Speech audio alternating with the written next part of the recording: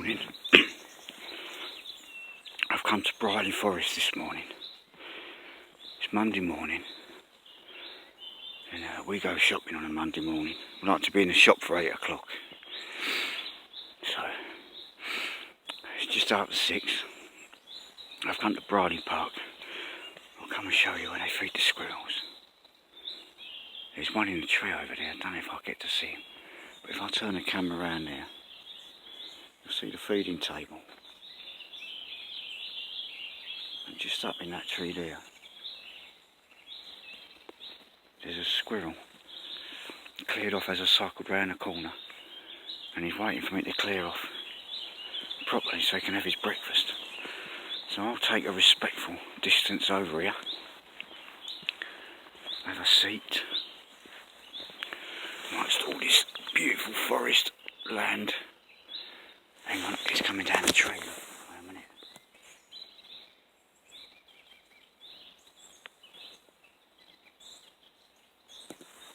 He's there, but he's being very coy. He knows I'm here. Anyway, if I get a chance to see him up on that feeding table, I'll halt proceedings and turn the camera around. So yeah, Briley Forest. Beautiful little spot of nature. No point going to any viewpoints this morning, because it's a misty, murky morning.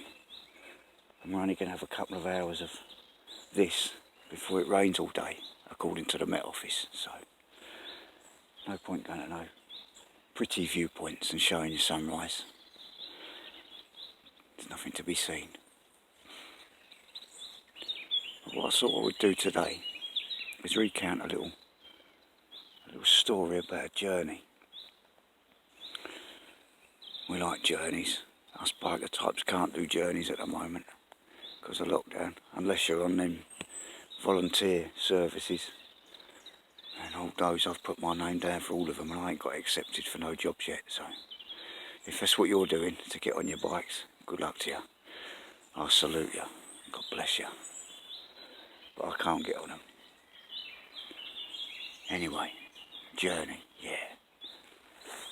First time I went to Ireland by bike. I've been before on holiday and whatever in a car, but it's a different, as you know, if you've done it, it's a different trip altogether on a motorbike.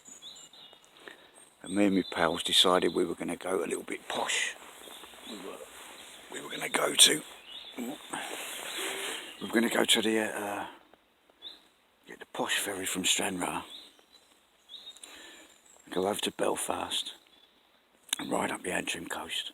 That was the plan. We had a B&B booked at Dumfries, both going out and coming back. Got the dates booked and everything. And off we went. As usual with these incredible trips, it was pouring a bloody rain. But it was alright. We took a circuitous route up north, went across the A66, found an excellent little boozer, stopped for a bit of scran, a bit of food, and made our way up to Dumfries. Now, I'd only been there once prior to that. I was delivering stuff, so I'd never seen what the place was like. And we got this place where lovely, lovely, lovely Highland people had come down to Dumfries to run this B&B. But about the only word we can understand of them was Ken. And the husband of the couple was called Ken. So there was lots of Ken going on as she was trying to explain things to him. You Ken. So it became known immediately almost as the Ken B&B. So there we are at the Ken B&B. We've got our bikes put away safe in their backyard. The wife made poor Ken move his car out of their driveway. They had a secure locked driveway round the back. She made him shift his car out and put it on the street so these rough ass bikers could have their motorbikes safe for the night. Bless them. Took our gear off, got dried up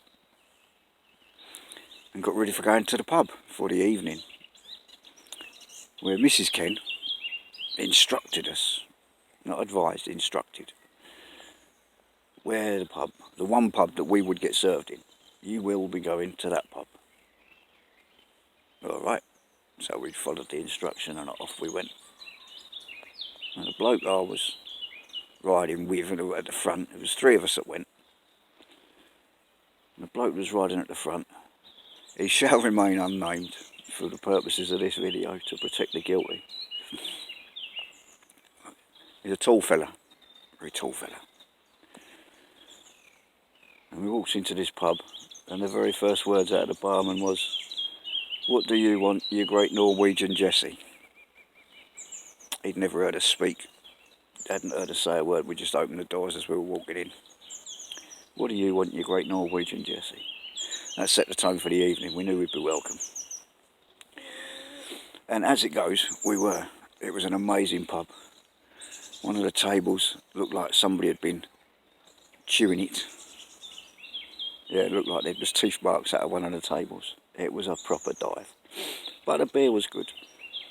And then we found a nice little curry house, had our supper, made our way to Bedlington. And then the next day we went from Dumfries up to Stranraer. Had a breakfast at Stranraer, another breakfast at Stranraer, while we waited for our ferry. And got on one of those fast cats, catamaran. Well, this thing's got a massive, it's hardly right to call it a windscreen because it's vast. I don't know how many feet, but big would cover it. And we set off from our moorings, and away this thing did, like, it was like a wheelie, like the horizon disappeared. You looked at the sky and off we went.